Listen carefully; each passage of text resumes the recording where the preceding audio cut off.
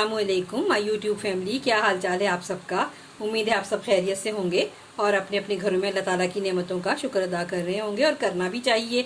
अच्छा, आज मैं लेकर आई हूँ मूंग की दाल कि मैं भुनी हुई मूंग की दाल कैसे बनाती हूँ। तो ये देखें, ये जो है हमारे पास ये मूंग की दाल होती है, ये छिलकों वाली, ये मैंने ली और इसको मैंने भिगो दिया। कम से कम ये तकरीबन 1 घंटे के लिए मैंने इस दाल को भिगोया था। अब मैं इसको आपको निथार के दिखाती हूँ कि मैं इसे कैसे इसको हम निथारते हैं, या ये कहने कि इसका जो छिलका है ये किस तरह से अलग करते हैं। तो ये देखें, ये बड़े ही अच्छे तरीके से ये छिलका इस तरह करके अलग हो जाता है।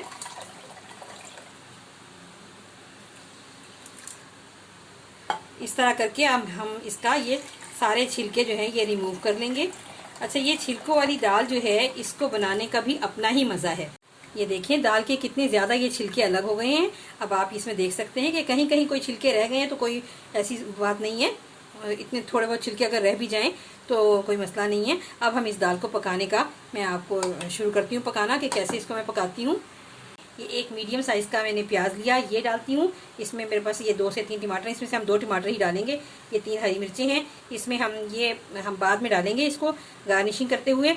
अच्छा, इसके अंदर जो मसाले जाएंगे इसमें देखिए 1 टेबल स्पून हमारे पास लहसुन है, 1 टेबल स्पून अदरक है, और ये हमने एंड में डालना है गरम मसाला है ये 1 टीस्पून। और बाकी जो मसाले हैं बेसिक, ये देखिए, ये हमारे पास ½ टी स्पून जो है ये काली मिर्ची है, 1 टीस्पून नमक है। नमक और मिर्च हम वैसे भी अपने टेस्ट के हिसाब से कम या ज़्यादा कर सकते हैं।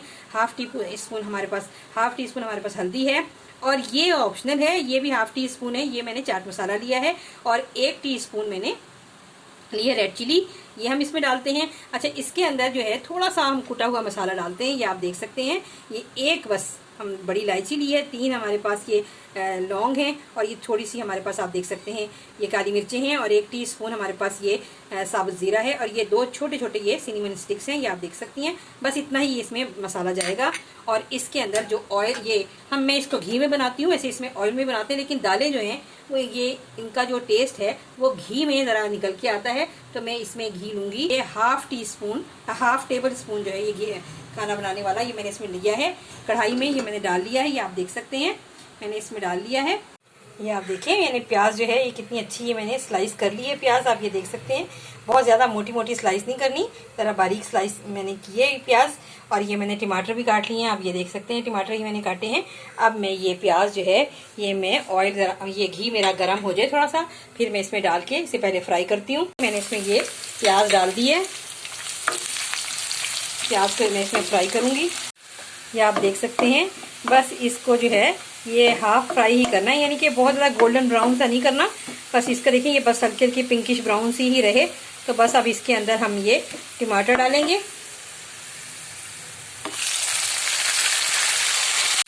साथ ही इसके ये मैं जो हमारा साबुत मसाला है ये भी डाल दूंगी, और साथ ही इसमें ये अदरक जाएगा और लहसुन, और अब इस सबको डाल के हम भूनेंगे।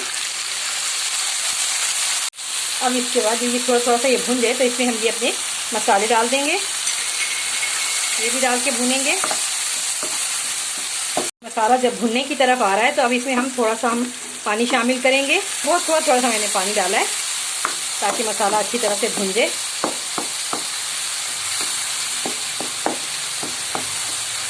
ये देखिए, मसाला जो है ऑलमोस्ट हमारा ये भुन गया है, और इस स्टेज पे आप अपना नमक मिर्च टेस्ट कर सकते हैं। मैंने जो डाला है नमक मिर्च तो मेरे हिसाब से बिल्कुल ठीक है। अब ये हमारे पास जो दाल रखी है हम इसको इसमें डालेंगे। अब इससे 1 से 2 मिनट इस दाल को इसी मसाले में हम फ्राई करेंगे।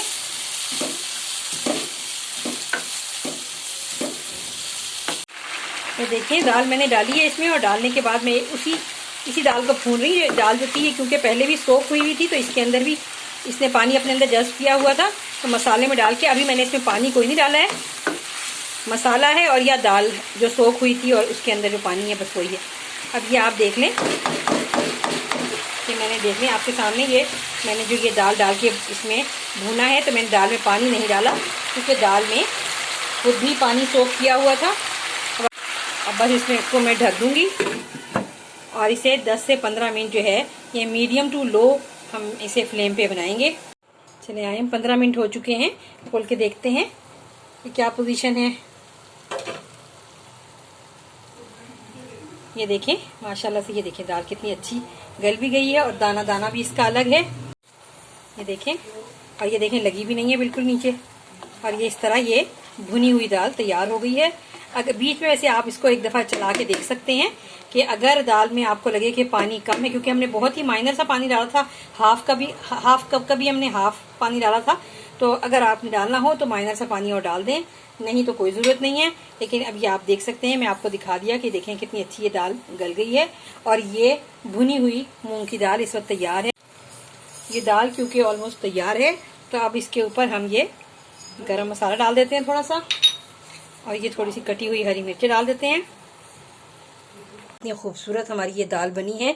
अगर मैं आपको इसे दिखा सकूं तो मैं आपको दिखाऊं कि ये देखें, ये दाल का दाना बिल्कुल भी इसने अपनी शक्ल ख़राब नहीं की, बिल्कुल सही है। और ये बिल्कुल गला हुआ भी है। ये देखें, ये देखें, ये बहुत ही खूबसूरत ये भुनी हुई दाल बनी है।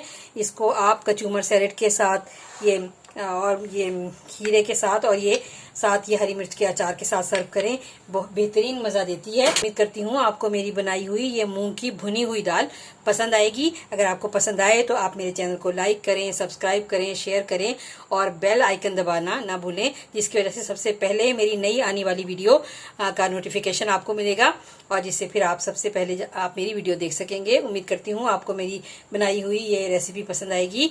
अल्लाह हाफिज़।